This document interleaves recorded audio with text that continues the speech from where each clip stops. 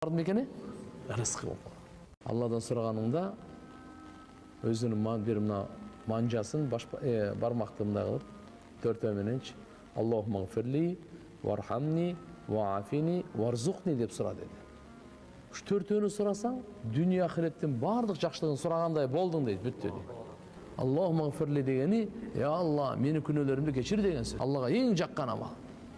Менде күнәкөр, жаратушы, кешіруші, Аллахумма гфирли вархамни, мені, я Алла, райымдылығыңа бөлегін деген сөз. Я Алла, Алла райымдылығына бөлесе болды, шайтан еш нәрсе қыла албайды. Алланың райымдылығы кімді құрчап алса болды, шайтан аға қол сала албай қалады бұл. Андан кейін уаафини үшіншісі. Я Алла, мені афиятта қойғын. Мында жетқанда сақ саламатшылық, амандықта қойғын. Көзім аман болсын, жақшы көріп тұрайын, я Алла. Құлағым аман болсын, жақшы ұғып тұрайын, я Алла. Ақылым аман болсын, я Алла. Жинді болып қалмаймын. Денсаулығым аман болсын, бір паралич ору болып қалмайын.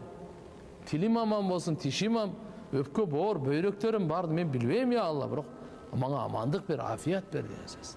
Hareket kılavuz inşallah. Dördüncüsü varzuqni, ırızkı ver. Irızkı tamaq aşkayla aytılmaydı. İlimdağı, üydağı ırızkı.